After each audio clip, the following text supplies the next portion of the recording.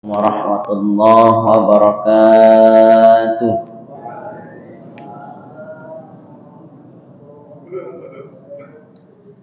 Bismillahi bada'tu bi ismi walhamdulillahi haqqa hamdi alladzi la tatimmu ssalihati illa bi wa sallallahu ala sayyidina Muhammad wa ala alihi wa ashabihi.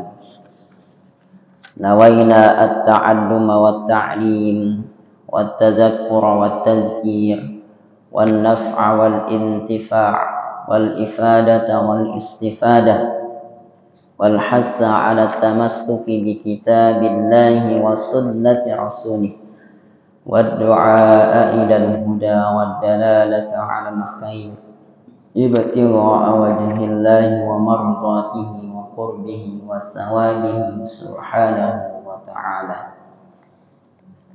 Bersyukur kita atas segala nikmat Allah subhanahu wa ta'ala dengan sama-sama mengucapkan alhamdulillahi rabbil alamin.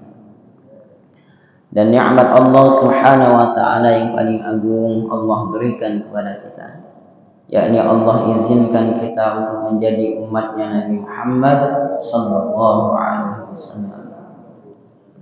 Bahkan Nabi Musa alaihissalam berdoa kepada Allah subhanahu wa ta'ala, Allahumma ij'alni min ummati Ahmad. Ya Allah, jadikanlah aku bagian dari umatnya Nabi Muhammad sallallahu alaihi wasallam. Namun doa Nabi Musa alaihissalam tidak diijabah oleh Allah subhanahu wa ta'ala, dan kita tidak pernah berdoa kepada Allah subhanahu wa ta'ala, namun Allah izinkan kita untuk menjadi umatnya Nabi Muhammad sallallahu alaihi wasallam. Untuk itu marilah kita perbanyak mengucapkan Allahumma salli ala sayyidina Muhammad wa ala ali sayyidina Muhammad. Bapak-bapak, ibu-ibu, jamaah salat subuh yang dimuliakan oleh Allah subhanahu wa ta'ala, pengurus masjid Baitur Rahman beserta jajaran pengurusannya, kita berjumpa lagi pada subuh di hari Sabtu pekan pertama di bulan November. Alhamdulillah, kemarin kita sudah diguyur hujan. 3 hari sebelum itu panas dengkang luar biasa. Sampai-sampai bagaikan ini, misalkan ada mobil terjemur langsung di panas matahari, kemudian kita masuk ke dalam itu tanpa hidup AC. Nah, kayak itulah keadaan panas, langsung keringetan bercucuran. Nah, sampai-sampai ketika terjadi yang kayak itu, apa yang kita lakukan? Otomatis kita berdoa, Allahumma ajirna minan nar. Ya Allah, lindungilah kami dari api neraka. Itu baru api dunia, belum api neraka. Dan itu juga yang dilakukan oleh salah satu tokoh yang luar biasa, namanya Muhammad Ali. Nama sebelumnya bukan Muhammad Ali, tapi ketika beliau masuk Islam namanya berubah jadi Muhammad Ali. Ini petinju legendaris. Beliau itu kemana-mana bawa korek. Ketika ditanya kenapa bawa korek, kata beliau, ketika beliau terbesit untuk bermaksiat, maka langsung beliau nyalakan korek itu dan beliau bakar jarinya.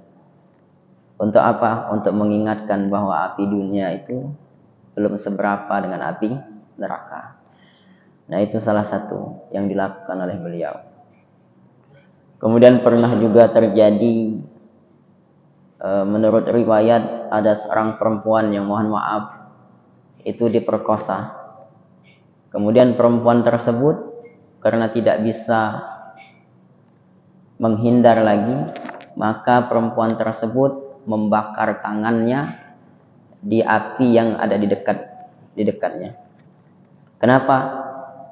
Jangan sampai apa yang terjadi pada saat itu, walaupun mohon maaf, Walaupun sebenarnya beliau diperkosa, tapi beliau menghindari jangan sampai terbesit di hatinya untuk menikmati perbuatan tersebut. Maka dia bakar jarinya, dia bakar tangannya, agar rasa terbakarnya tangan itu lebih dominan ketimbang perbuatannya tersebut. Nah, itu beberapa hal yang perlu kita ambil ibrah, bagaimana orang-orang tetap taat pada Allah Subhanahu wa taala. Kemudian juga terkadang kita terjebak dengan pertanyaan-pertanyaan orang lain. Contoh, pernah ada yang ditanya seorang tokoh muslim yang tidak pernah kalah dalam MMA, Khabib Nurmagomedov. Khabib Nurmagomedov. Siapa namanya? Khabib Nurmagomedov. Itu bahasa Rusia. Nur itu artinya ya nur, cahaya. Magedov itu dalam bahasa mereka artinya Muhammad. Jadi namanya itu Habib Nur Muhammad. Kalau diterjemahkan ke bahasa Arab, artinya mencintai Nur Muhammad, pecinta Nur Muhammad. Bagus namanya, luar biasa. Beliau ketika wawancara ditanya oleh seorang presenter, ditanya, Habib, apa yang engkau lakukan, apa yang akan engkau minta ketika engkau menemukan seekor ikan yang bisa mengabulkan doamu? Apa jawab beliau? Kata beliau, saya akan menggoreng ikan tersebut. Nah, kalau kita biasanya terjebak kan, kalau seandainya ditanya oleh orang tersebut, kalau seandainya kamu menemukan ikan sakti yang bisa mengabulkan permohonanmu, apa yang kau akan mohonkan? Pasti kita minta mungkin kedudukan, jabatan, dan lain sebagainya. Tapi kita tidak terbesit bahwa pertanyaan itu menggiring kita untuk menciderai akidah kita. Ya, syirik jadi jatuhnya kan. Tapi Khabib dengan keyakinannya, dengan tegas, saya akan menggoreng ikan tersebut. Nah, itu bahwa mantapnya akidah beliau. Nah, sebenarnya saya biasa aja dulu dan sedikit heran sebenarnya ketika membaca kisahnya Nabi Yusuf alaihissalam. Ketika membaca kisah Nabi Yusuf alaihissalam, ada penggalan redaksi ayatnya itu ahsanal qasas, bahwa kisahnya Nabi Yusuf itu adalah kisah terbaik. Awal-awal saya bingung, kenapa tidak disebut kisah yang lain, kisah yang terbaik itu. Kenapa kisah Nabi Yusuf? Ternyata kisah Nabi Yusuf ini semuanya relate dengan keadaan kita pada saat ini. Bagaimana Nabi Yusuf ada kisruh dalam persaudaraan, beliau menjadi bulan-bulanan dibuli oleh saudara-saudaranya, kemudian sampai dibuang, kemudian dipenjara, kemudian digoda oleh seorang perempuan, dan beliau tetap taat. Nah, itulah Indonesia masih tata krama, normanya itu berjalan. Kalau seandainya ada orang mesum, masih itu malu-malu. Tapi kalau seandainya di luar negeri, di barat, itu tidak ada. Dan itu bebas. Dan kita masih terjaga keimanan kita ini ya karena situasi kondisi Indonesia seperti ini. Coba bayangkan misalkan. Ya mohon maaf, misalkan kita aja yang masih bersarung pakai gamis di Indonesia, coba sudah ke barat, apakah kita masih bisa bertahan tidak minum khamar? Apakah kita masih bertahan tidak bermaksiat? Nah, jadi teman-teman saudara-saudara kita yang tinggal di Eropa yang kemaksiatan itu merajalela, tetap kokoh akidahnya, itu luar biasa. Ya, keimanan kita ini belum seberapa. Keimanan kita ini belum seberapa. Am hasibatum an tadkhulul jannata wa lamma ya'tikum masalul ladzina khalau min qablikum. Janganlah kita merasa beriman kalau seandainya belum mendapat cobaan. Saya beriman, ketika dicoba lempeng, ketika dicoba runtuh keimanannya. Mudah-mudahan kita semua istiqomah. Bapak-bapak, ibu-ibu, jamaah salat subuh yang dimuliakan oleh Allah Subhanahu wa taala, kita lanjutkan taklim kita Masih hadis berkenaan tentang ma jaa fi khalqi Rasulillah sallallahu alaihi wasallam. Hadis yang menceritakan tentang bentuk fisiknya Nabi Muhammad sallallahu alaihi wasallam. Qala al-musannif rahimahullahu ta'ala, nafa'ala Allah bi'ulumihi fid dunya wal akhirah. Haddatsana Qutaibah ibn Sa'id qala akhbarani al-Laits ibn Sa'd an Abi Zubair an Jabir ibn Abdullah anna Rasulullah sallallahu alaihi wasallam qala urida alayya al-anbiya fa idza Musa alaihi salam darbun min ar-rijal ka'annahu min rijali shanu'ah wa ra'aitu Isa bin Maryam alaihi salam fa idza aqrabu man ra'aitu bihi shabahan Urwah bin Mas'ud wa ra'aitu Ibrahim alaihi salam fa idza aqrabu man ra'aitu bihi shabahan sahibukum yakni nafsah wa ra'aitu Jibril alaihi salam fa idza aqrabu man ra'aitu bihi shabahan Dihyah. Hadis ini diambil oleh Imam Tirmizi dari guru beliau Qutaibah bin Sa'id. Qutaibah bin Sa'id ini salah satu seorang tokoh ulama yang pada masa mudanya itu terkenal dengan ketekunan dalam menuntut ilmu. Bahkan menjelajah berbagai negara untuk menuntut ilmu. Kita ilmu ada di Masjid Baitur Rahman, masjid dekat rumah, tidak datang. Majelis taklim di Baitur Rahman penuh, kita tidak datang. Dan Qutaibah ini bin Sa'id ini, beliau ini usianya tuh terbilang panjang, sampai 90-an tahun. Nah, murid-murid beliau rata-rata penulis hadis. Imam Bukhari, Imam Tirmizi, itu salah satu murid beliau yang luar biasa. Imam Bukhari berguru dengan Qutaibah bin Sa'id. Imam Tirmizi pengarang kitab ini mengambil hadis ini dari Qutaibah bin Sa'id. Nah, beliau ini mengambil hadis dari Al-Laits bin Sa'ad. Kemudian Laits bin Sa'ad mengambil hadis dari Abi Zubair. Kemudian mengambil hadis dari sahabat Nabi Muhammad sallallahu alaihi wasallam yang bernama Jabir bin Abdullah. Siapa namanya? Jabir bin Abdullah. Nah, Jabir bin Abdullah ini, beliau ini mempunyai ayah bernama Abdullah.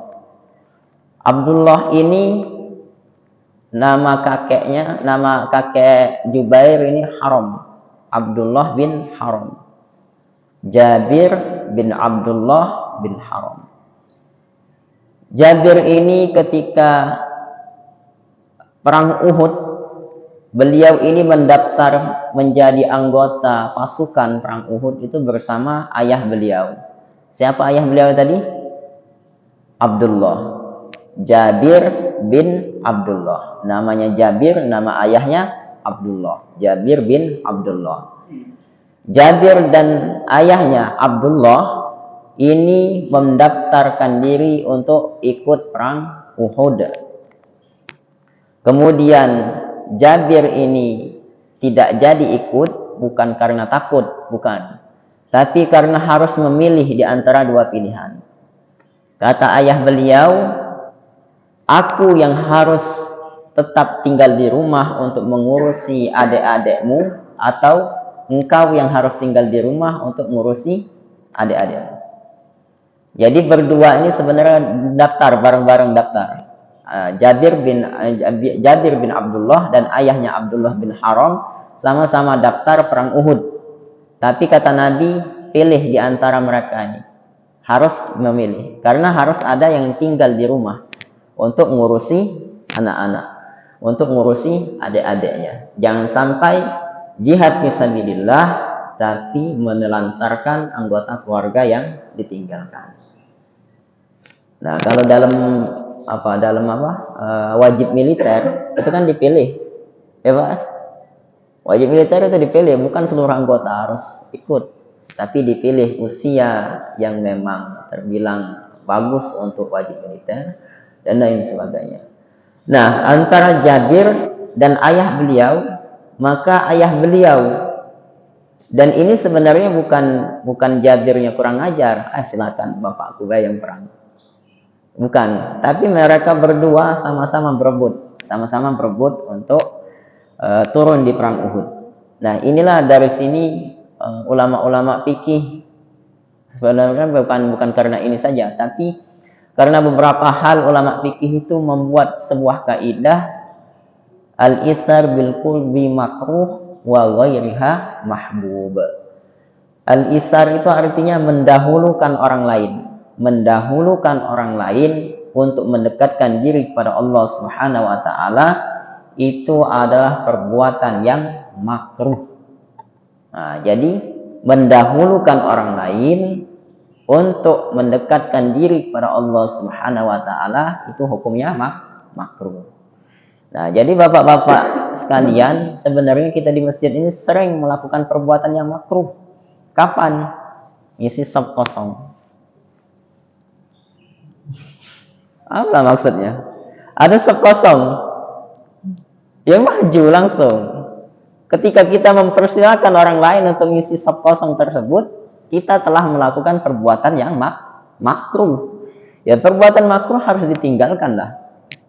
Perbuatan yang makruh itu harus ditinggalkan. Dan salah satu tanda tingkatan orang yang bertakwa itu kata Imam Nasiruddin Al-Baydawi, tingkatan takwa yang sebenar-benar takwa itu yang diinginkan ayat Al-Qur'an, ittaqullaha haqqa tuqatih, bertakwalah dengan sebenar-benarnya takwa, itu adalah ketika kita bisa menjalankan semua apapun bentuk ketaatan kepada Allah Subhanahu wa taala dan semua apapun yang dapat menghalangi kita dari ketaatan kepada Allah Subhanahu wa taala.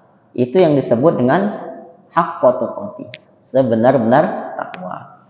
Kata beliau, ayyatanazzaha amma yasghalu sirrahu anil haqq. Apapun bentuknya,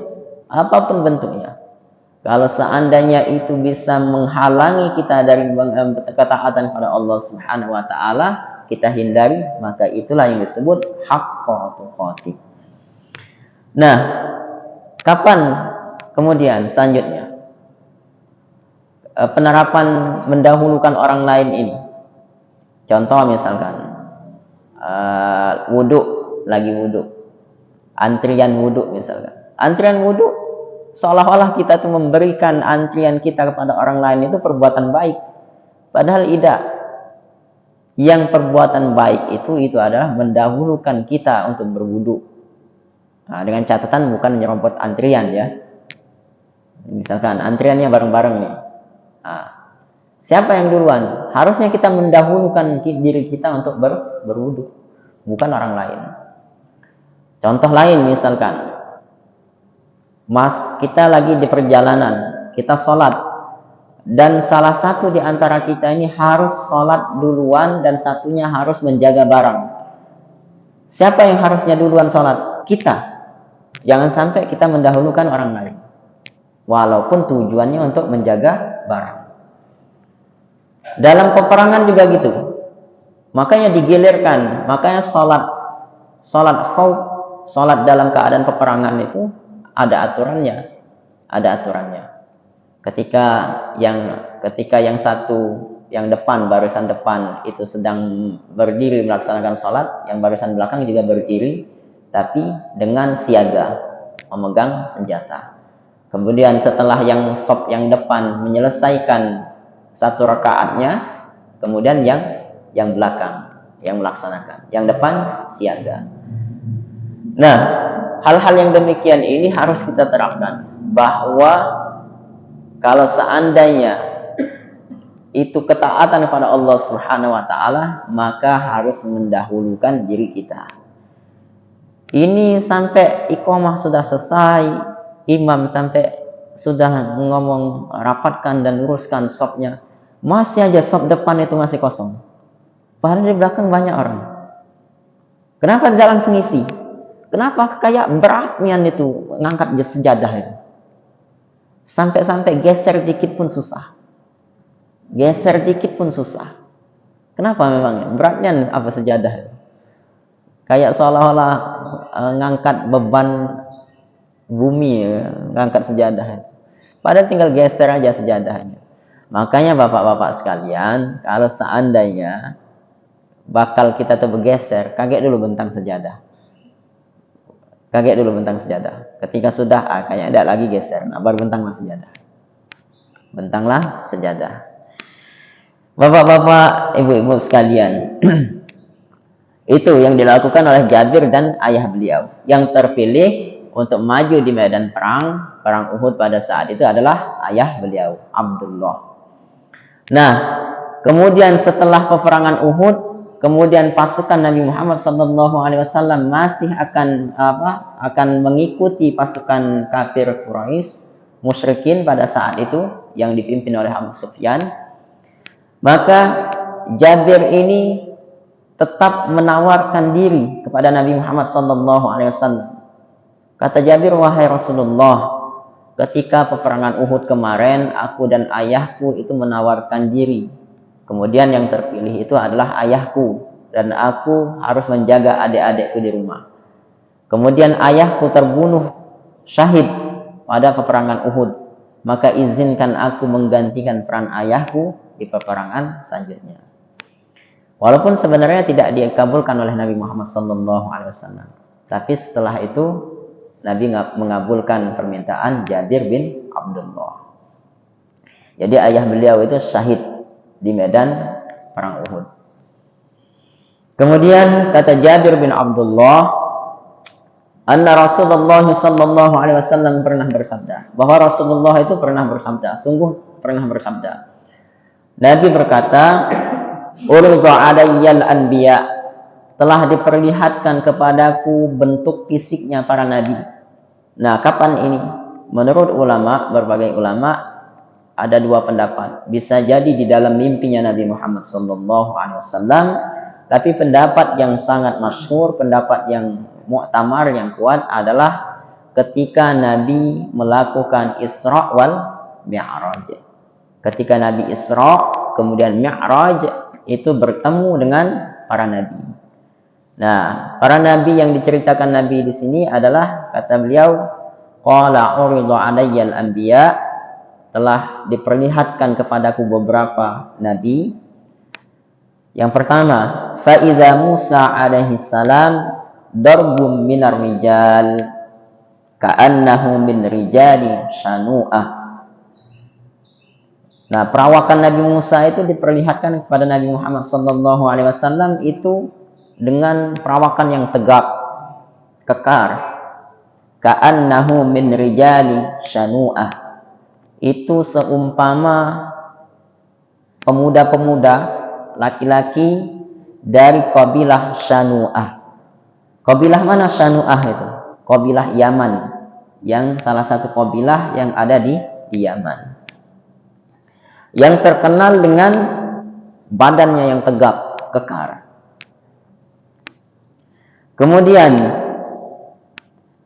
selanjutnya wa ra'aitu Isa bin Maryam alaihi salam, dan juga diperlihatkan kepadaku, kata Nabi Muhammad SAW, Isa bin Maryam, Nabi Isa bin Maryam alaihi salam. Fa idza aqrabu man ra'aitu bihi syabahan Urwatu bin Mas'ud. Kata beliau, tokoh yang sangat mirip dengan Nabi Isa alaihi salam itu adalah Urwah bin Mas'ud, sahabat Nabi Urwah bin Mas'ud.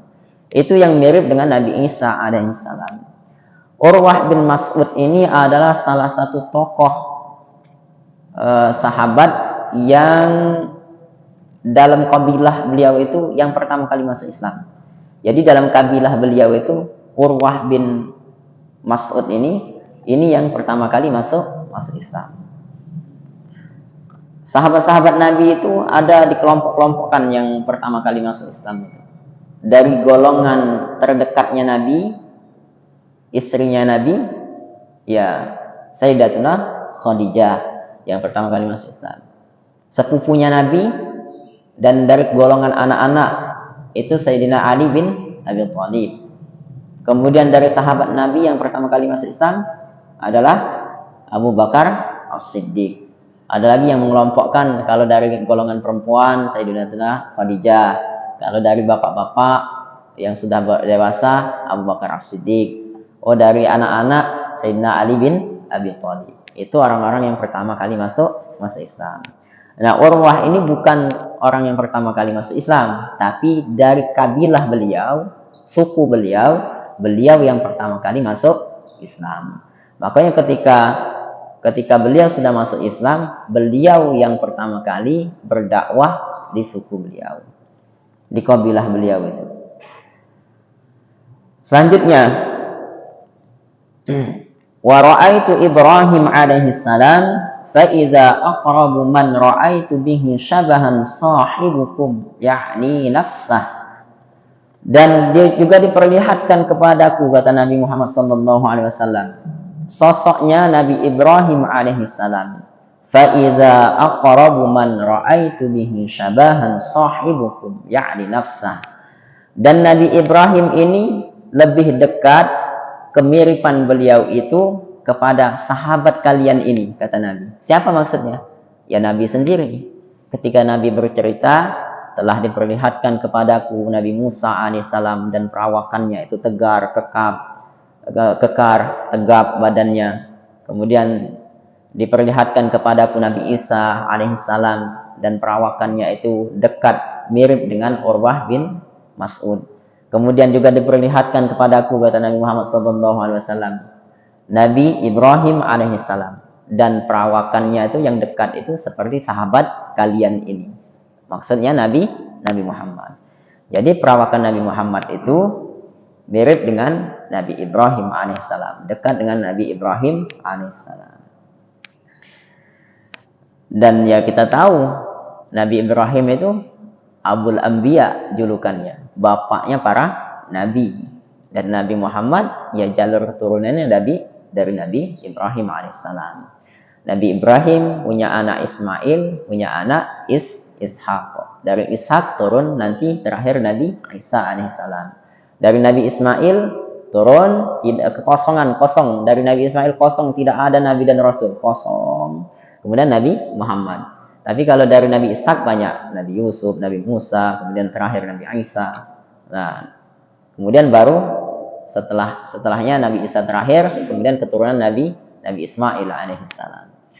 Dan menurut penelitian, Nabi Ibrahim alaihissalam, walaupun sebenarnya belum populer penelitian ini, dan sedikit banyaknya perlu penelitian lebih lanjut. Ada yang mengatakan Nabi Ibrahim alaihissalam itu istrinya 4, bukan 2 yang seperti umumnya kita tahu, yang melahirkan Nabi Ishak dan Nabi Ismail, bukan, tapi 4. Dan salah satu istri Nabi Ibrahim alaihissalam itu adalah orang Melayu. Jadi orang-orang Melayu itu keturunan Nabi Ibrahim. Walaupun penelitian ini harus tetap ya kita koreksi apakah benar atau tidak. Tapi menurut penelitian ahli-ahli sejarah, salah satu bangsa suku yang berkembang yang Melayu ini adalah bagian dari keturunannya Nabi Ibrahim alaihissalam. Karena salah satu istri Nabi Ibrahim alaihissalam dari wilayah tersebut. Nah, yang tadi dimasuk Melayu yang di sini siapa? Sumatera dan sebagian Malaysia. Yang dimaksud Melayu keturunan dari Nabi Ibrahim di sini adalah Sumatera dan sebagian Malaysia. Karena Sumatera itu awalnya jalur perhubungannya itu ke sebagian Malaysia, Malaka khususnya. Nah itu hanya sedikit wawasan bagi kita semua. Dan bahkan ada sebagian peneliti itu yang mengatakan bahwa keturunan Zulkarnain itu ada di suku Minang, itu adalah keturunannya Zulkarnain. Dan bahkan penelitian terbaru itu ada yang mengatakan bahwa negeri Sabak, negerinya Ratu Balkis, itu ada di Indonesia. Candi Borobudur itu peninggalan Nabi Sulaiman. Nah, yaitu penelitian orang, sekedar wawasan kita semua. Kalau seandainya penelitiannya itu kuat dan data-datanya kuat, ya bisa kita terima. Tapi kalau seandainya data-datanya itu hanya cocokologi, hanya mengarang, ya tidak bisa kita terima. Sebab di dalam Al-Quran pun tidak dijelaskan lebih detail wilayahnya itu di mana. Dan memang wilayah-wilayah tersebut ya mempunyai kecocokan antara negeri Sabak yang diceritakan, seperti banyaknya pepohonan, kemudian ada burung, kemudian daerahnya subur dan lain sebagainya. Nah, itu semua hanya sebatas wawasan kita. Dan jangan sampai memang benar-benar, kalau seandainya itu benar dan punya data yang valid, ya bisa kita terima. Kalau tidak, ya hanya angin lalu saja. Dan kalau seandainya ulama kita sudah sepakat bahwa yang dimaksud pendapat tersebut seperti ini, ya sudah, itu yang kita ikuti. Pendapat ulama yang mayoritas dan pendapat ulama yang paling mu'tamar, yang paling kuat argumennya. Kemudian selanjutnya, wa ara'aitu Jibril alaihissalam, dan diperlihatkan juga kepadaku malaikat Jibril alaihissalam. Maksudnya malaikat Jibril ketika menemui Nabi Muhammad SAW dalam bentuk manusia, dalam wujud manusia. Karena malaikat Jibril ini suka menemui Nabi Muhammad SAW dalam bentuk manusia. Fa'iza aqrabu man ra'aitu bihi syabahan lihyah. Dan kalau seandainya Nabi Muhammad kalau seandainya malaikat Jibril alaihissalam menemui Nabi Muhammad SAW menyerupai manusia, maka beliau akan menyerupai sahabat Nabi yang bernama Dihyah. Dihyah ini sahabat Nabi yang terkenal dengan ketampanan beliau. Dan malaikat Jibril sangat suka menyerupai Dihyah kalau seandainya ingin mewujudkan diri sebagai manusia, menemui Nabi Muhammad SAW. Jadi kayak mana Nabi tahu bahwa itu Dihyah atau malaikat Jibril? Ya tahulah, Nabi Muhammad yang punya mukjizat, punya keistimewaan, punya pengetahuan yang tidak Allah berikan kepada orang-orang selain Nabi Muhammad SAW. Nah, kalau seandainya kita pengen tahu bahwa yang menemui kita itu manusia atau malaikat, suguhkan makanan. Kalau seandainya kita suguhkan makanan dan minuman, dia tidak makan dan minum, maka bisa jadi dia adalah malaikat. Tapi minta rokok, bukan. Kalau minta rokok, manusia itu pasti manusia minta rokok. Karena malaikat tidak makan dan minum, apalagi ngerokok. Kenapa ciri-cirinya tidak makan dan minum? Seperti yang diceritakan ketika malaikat mengunjungi Nabi Ibrahim dan Nabi Lut, ketika ditanya tentang kabar apa yang disampaikan dan disuguhkan makanan dan minuman, mereka tidak menyentuhnya sama sekali. Nah, itu menandakan bahwa yang hadir itu adalah malaikat. Nah, kalau suatu saat kakek datang misalkan ke rumah Kak Sarip, siapa misalkan, Kak Bondan ke rumah Kak Sarip, tiba-tiba ada galak makan, disuguhi makanan, ada galak dan lain sebagainya. Nah, kayaknya malaikat ini. Konfirmasi baik kakek, tadi ke rumah aku dak? Kalau dia ngomong tidak, benar malaikatnya. Nah, itu salah satu tandanya. Tapi orang-orang yang didatangi malaikat itu sebenarnya jangan kita senang hati didatangi malaikat. Didatangi malaikat maut, nah kacau kan? Biasanya itu tanda-tanda hal yang demikian perlu kita lihat, bahwa malaikat itu, ya kita tuh kadang-kadang terlalu pede misalkan. Didatangi malaikat, ya malaikat rahmat, malaikat yang membawa berkah datang ke rumah kita. Tapi malaikat maut juga setiap saat berkunjung ke tempat kita. Nah, jangan sampai ketika malaikat maut datang berkunjung ke tempat kita, kita belum siap. Inilah hadis yang menceritakan tentang fisiknya Nabi Muhammad SAW kalau seandainya dirunut dari nasab beliau, bahwa beliau itu lebih dekat ke perawakannya Nabi Ibrahim alaihissalam. Dan Nabi Ibrahim bisa jadi berapa persennya dan tidak dijelaskan, tapi Nabi Muhammad SAW menggambarkan bahwa seperti itulah kedekatan, kemiripan bentuk fisik antara Nabi Muhammad SAW dan Nabi Ibrahim alaihissalam. Kalau seandainya sahabat Nabi pengen tahu perawakan Nabi Ibrahim alaihissalam, ya lihatlah Nabi Muhammad SAW. Itu maksud Nabi, menceritakan hal yang tersebut. Kemudian kalau kita pengen melihat bagaimana gambaran fisiknya Nabi Muhammad SAW, maka kita belajar dan membaca, mengkaji kitab Asy-Syama'ilul Muhammadiyah yang menceritakan bagaimana bentuk fisik Nabi Muhammad SAW. Ada yang nak tanya? Ada? Kalau tidak ada, kita tutup dengan doa. Ada tak? Tidak ada.